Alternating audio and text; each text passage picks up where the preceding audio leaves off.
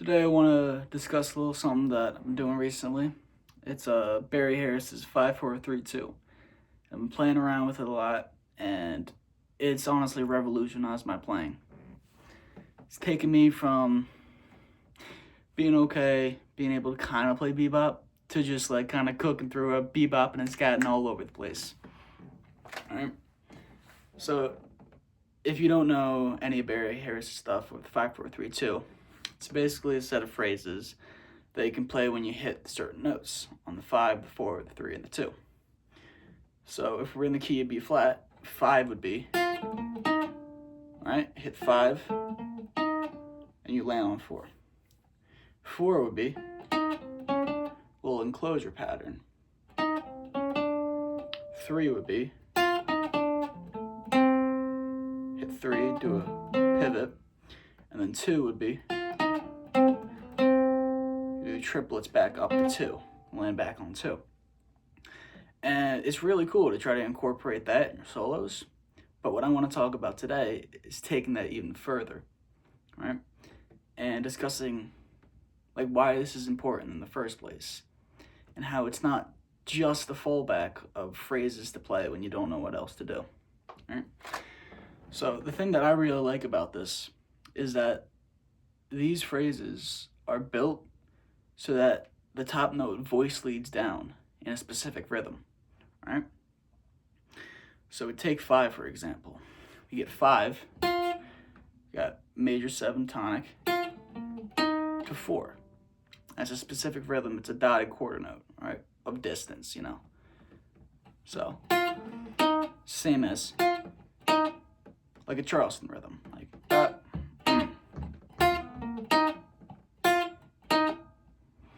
Same thing with 4, 3.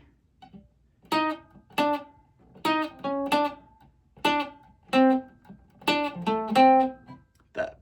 And an exception to that is the 2, because the 2 leads back up to the 2. I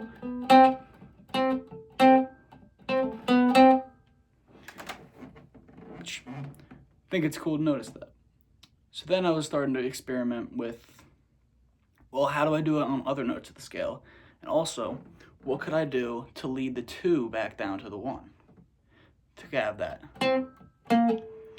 So you can kind of like workshop around with that, but one that I do that works is use F. The 5-4-3-2 rules of F7, which would be,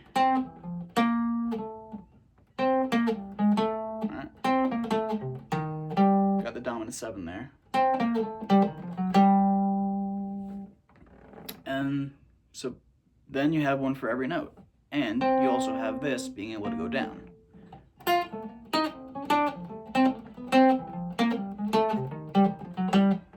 And then the last problem you have to fix is how the 6, the 2 of F, leads back up to the 6 or the 2 of F, right? So what I like to play for this, I like to use the rules of the 4 chord. So since G is the 3rd of E flat, I play 3 of 4. So it would go like, so that was 4 and 3 of F to 3 of E flat. And there's some other ones you can do. You could do the 5 of the 2, so of C. Similar. I like using this because it feels more tonicized to me. And you can use this as kind of like your bebop rhythmic outline, right? So you can have all these notes in your line, but now you can focus them on these specific voices that lead down. So you can do, say something like this.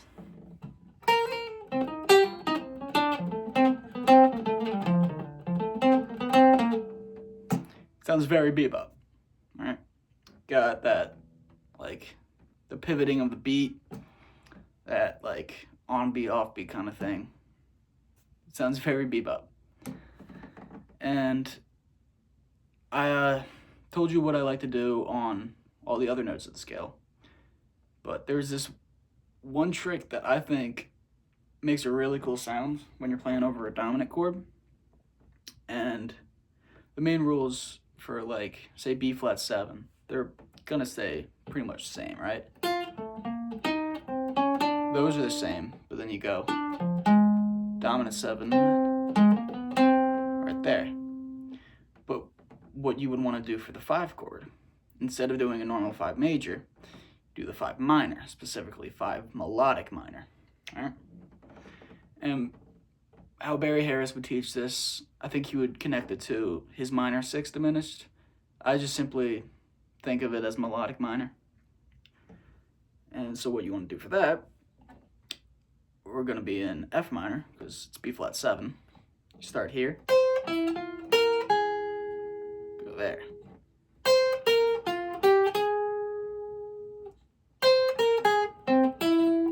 Major 7 in there.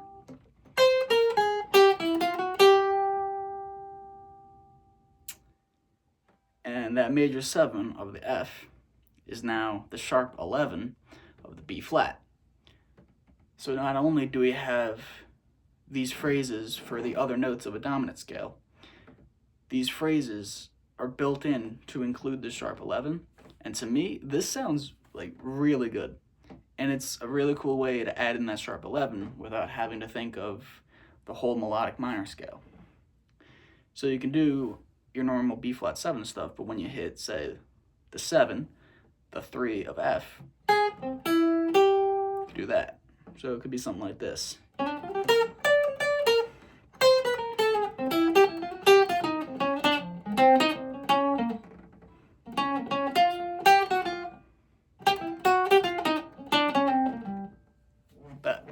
That was just a little bit of a blues.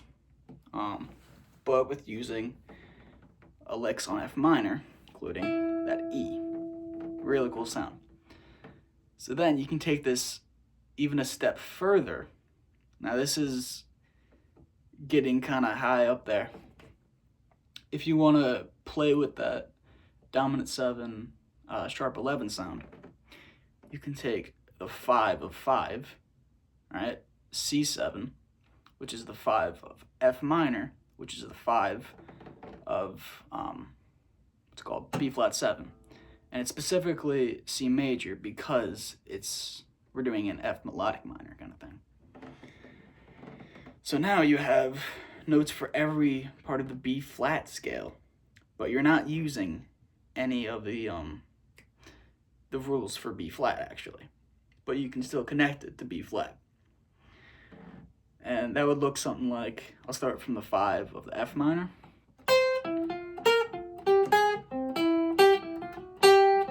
Sorry.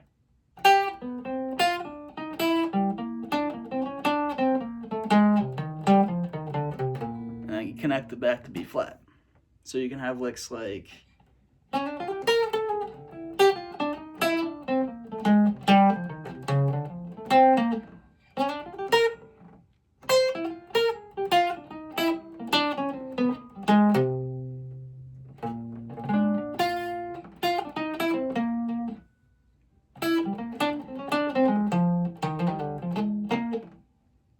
really cool sound. Not something you want to use all the time, but it's really cool to throw it in there, especially when you want that the sharp 11 sound. And the last thing I wanted to talk about, right, is changing up the rhythm. Because this whole time, we've been playing around with the rhythm of the dotted chord note, 3/8 notes, Charleston rhythm. But what I've done is kind of adjusted these phrases for different rhythms, say length of 2/8 notes or 4/8 notes. So let's go back to B flat major, and I'll show you what I do for the bigger rhythm of the 4/8 notes. Just adding that C there. And for 4, right, 3 would be,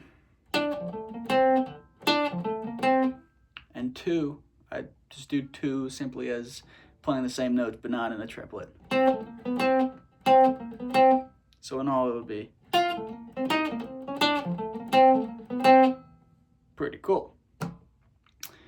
And then, what you can also do is take away an eighth note and do the phrases in a rhythm of 2 eighth notes, right?